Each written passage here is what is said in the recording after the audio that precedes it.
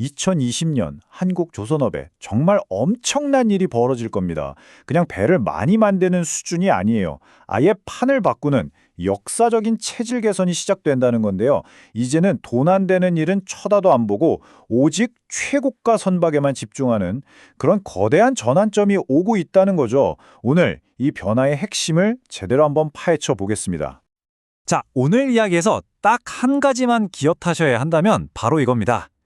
산업연구원 보고서에 나온 말인데요. 양적 성장을 넘어 질적 도약.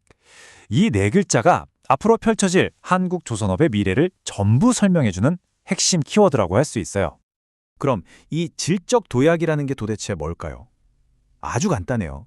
예전처럼 몇 척이나 만들었냐 이게 중요한 게 아니라는 거죠.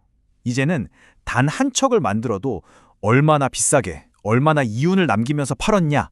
바로 이 가치의 게임으로 완전히 판이 바뀌었다 이 말입니다.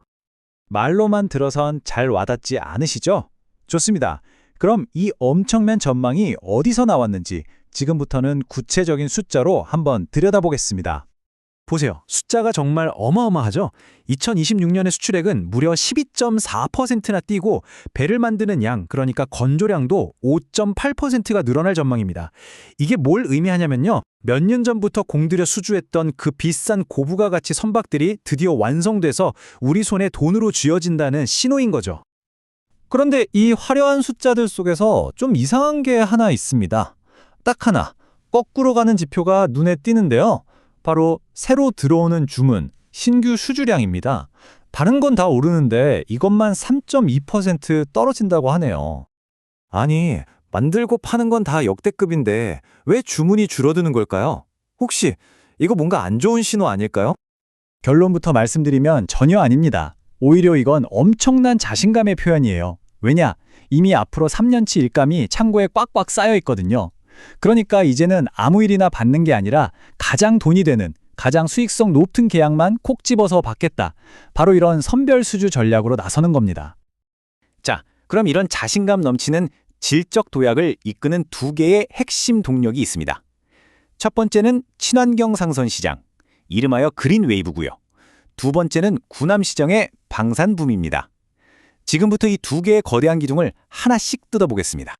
네, 첫 번째 기둥, 그린 웨이브입니다.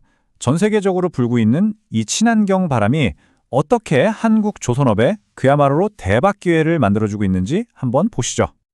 이 모든 것의 시작은 국제해사기구, 바로 IMO의 강력한 환경 규제 때문입니다. 이제 친환경 배는 있으면 좋은 것이 아니라 무조건 있어야 하는 것, 즉 의무가 된 거예요. 전 세계 선사들이 낡은 배를 어쩔 수 없이 바꿔야 하는 상황인데 마침 배 가격, 그러니까 신조선가가 역대 최고 수준이거든요. 이 두 가지가 만나면서 한국 조선업에 거대한 슈퍼사이클이 열린 겁니다.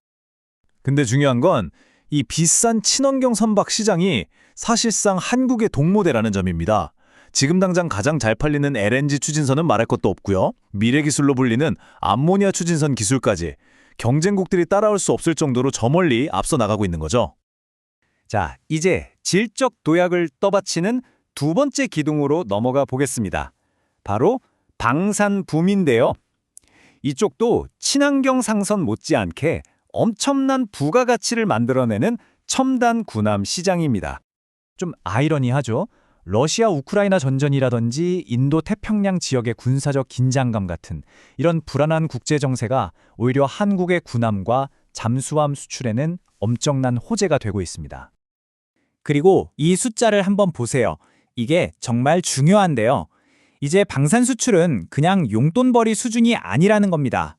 전체 조선업 수출의 무려 10%를 차지하는 어엿한 핵심 사업이 된 거죠. 심지어 사업 모델 자체가 바뀌고 있어요. MRO라는 개념이 등장했는데요. 이게 뭐냐면 배 한 번 팔고 끝나는 게 아니라 미국 같은 동맹국 함정을 계속해서 유지, 보수, 정비해주면서 꾸준히 돈을 버는 거예요. 마치 우리가 넷플릭스 구독하듯이 장기적으로 안정적인 수익을 내는 새로운 캐시카우, 즉 황금알을 낳는 거위가 생긴 셈이죠. 자, 그런데 이렇게 좋은 이야기만 있으면 얼마나 좋겠습니까? 이 장밋빛 미래로 가는 길에 우리가 반드시 넘어야 할 몇 개의 거친 파도, 그러니까 해결해야 할 과제들이 있습니다. 물론 미국 시장에 진출한다거나 우리에게 유리한 환율 같은 좋은 기회도 분명히 있습니다. 하지만 동시에 배를 만들 숙련된 사람이 부족하다는 문제, 또 철강 가격이 언제 튈지 모른다는 불안감 같은 이런 명확한 위험 요인도 함께 존재하는 거죠. 여러 위험들 중에서 가장 심각한 걸 하나 꼽으려면 단연코 인력 부족입니다. 특히 이게 왜 치명적이냐면 최고의 보안이 필요한 군함이나 잠수함 만드는 일에는 외국인 인력을 쓸 수가 없거든요. 결국 이 숙련공 부족 문제가 전체 방산 사업의 발목을 꽉 잡는 병목 현상을 일으킬 수 있다. 이런 경고가 나오고 있는 겁니다. 그렇다면 이 어려운 숙제를 우리는 어떻게 풀어야 할까요? 보고서가 제시하는 해법은 크게 두 가지입니다. 첫째는 스마트야드 같은 기술 혁신으로 사람 손을 덜 쓰고도 생산성을 확 끌어올리는 것. 그리고 둘째는 정말 중요합니다. 조 단위가 오가는 큰 방산 계약을 따낼 수 있도록 정부가 아주 파격적으로 금융 지원을 해주는 겁니다. 네, 바로 이 문장이 핵심을 찌릅니다. 이제 조선업 수준은 단순히 기업 대 기업의 경쟁이 아니라는 거예요. 캐나다 잠수함 사업 같은 거대 프로젝트는요, 국가 대 국가의 외교력, 그리고 금융 지원 능력이 맞붙는 총력전이 되어버렸다는 뜻입니다. 정리해보면 이렇습니다. 우리 한국조선업, 세계 최고의 기술력도 가졌고 앞으로 3년은 걱정 없을 만큼 일감도 쌓아놨습니다. 말 그대로 슈퍼사이클이라는 거대한 문 바로 앞에 서 있는 거죠. 기술력으로 문고리는 잡았어요. 하지만 이 문을 활짝 열어젖힐 마지막 열쇠, 바로 국가 차원의 강력한 지원과 의지. 과연 우리는 이 열쇠를 제대로 손에 쥘 수 있을까요? 어쩌면 그 답에 한국 조선업의 미래, 나아가 우리 경제 전체의 운명이 달려있는지도 모르겠습니다.